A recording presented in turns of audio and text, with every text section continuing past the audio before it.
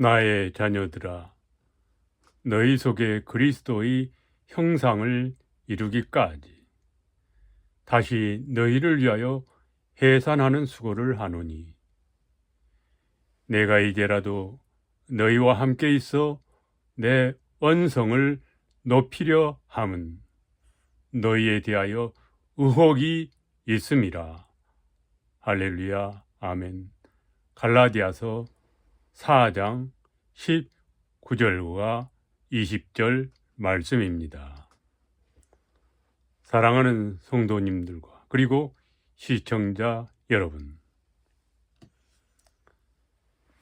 사도 바울이 그리스도의 형상을 이루기까지 고통을 참고 견디며 해산하는 수고를 하는 모양의 말씀입니다. 그리고 교회와 목회 현장을 보고 의혹이 있어 언성을 높이고 있는 모습의 그림입니다. 요즘의 정치 현실과 교회의 현실을 안타깝게 여겨집니다. 정치는 극한의 전쟁과 타락의 길로 치닫고 있으며, 또한 교회와 신앙도 정치에 편승하여 세속적인 탐욕과 교만이 하나님을 초월하지 않나 싶습니다. 그러나 그렇지 않은 목회자와 성도님들 그리고 바른 백성들이 많습니다. 소돔과 고모라 같은 타락한 세상일지라도 하나님의 남은 구루터기와 같은 또 의인 10명의 남겨두셔서 마지막 때를 위하여 남겨놓으신 줄 믿습니다. 특히 이 나라에는 더욱 그러하실 줄 확실하게 믿습니다. 성도 여러분, 그리고 선한 백성 여러분, 태풍이 몰아치고 비바람이 앞을 가릴 때와 지진이 천지를 진동하고 모든 것을 불태우는 것 같은 그런 상황에서도 주님은 그 은혜를 나타내 보이시기 위하여 쓰레기들을 청소하고 바다의 새물로 물갈이를 하여 새로운 고기들로 가득 채우기 위한 하나님의 은혜와 능력을 나타내시기 위한 하나님의 섭리와 경륜이시라 믿습니다. 국가와 개인의 삶에도 대략 한 40여 년 정도가 지난 경우에는 그 시기에는 새로운 변혁의 사건들이 일어나는 것을 성경의 역사를 통하여 볼 수 있습니다. 그리고 그런 풍파 속에 예상하지 못한 새로운 시대적 영웅들을 하나님이 나타내 보이시는 경우가 많습니다. 지금 이 나라에도 그런 시대가 도래하지 않았나 싶습니다.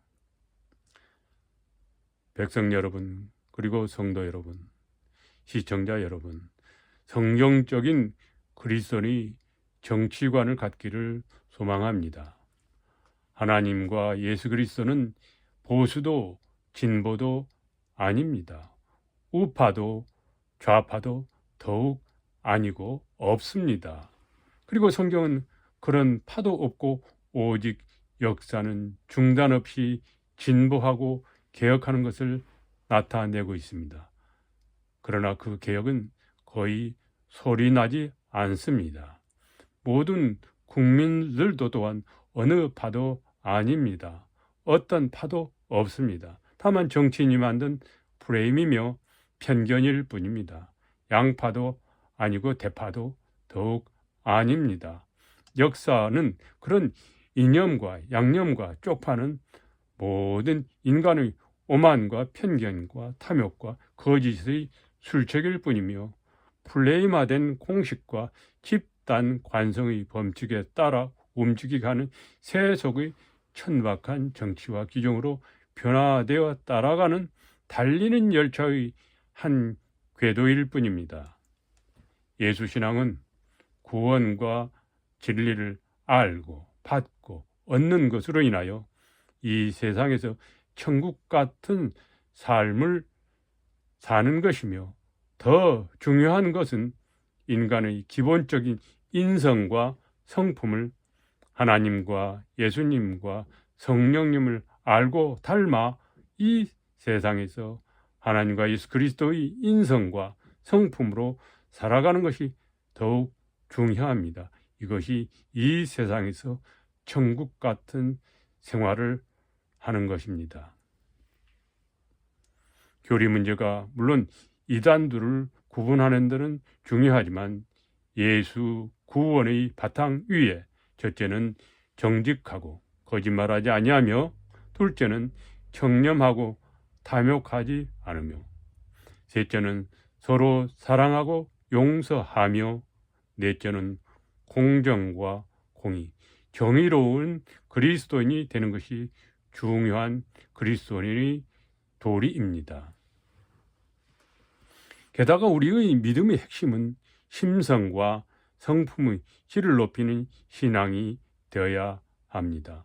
신앙생활의 모든 덕목은 예수 그리스도의 인성과 성품을 위한 신앙생활이 되며, 기도 생활이며 예배와 안식과 생활의 예배가 되어야 합니다. 신앙의 질이 삶의 질이 되며, 신앙은 그리스도의 형상을 이루기까지 인성과 성품의 품성을 높이는 목적이 되어야 합니다. 천박한 그리스도인, 무지한 기독교인, 상스럽고 무지몽매한 샤머니즘적의 무속신앙이 되어서는 아니 됩니다. 정치인도 마찬가지입니다. 누가 더 심하게 상스럽고 천박하게 막말하고 비인격적, 폭력적 언행 등을 경쟁하듯 한 정치인들은 국민들의 평균 이하의 혐오적 인성이 한심하고, 어떻게 저런 사람들이 나라의 지도자이며 나라의 예산이 너무 아깝고 국회의원이 차라리 없으면 좋겠다는 생각까지도 들곤 합니다. 사랑하는 성도 여러분, 그리고 선한 백성 여러분, 이제 한국 교회의 부흥은 양적, 수적, 건물적 부흥이 아니라 질적, 품격의 부흥이 되어야 한다고 여겨집니다.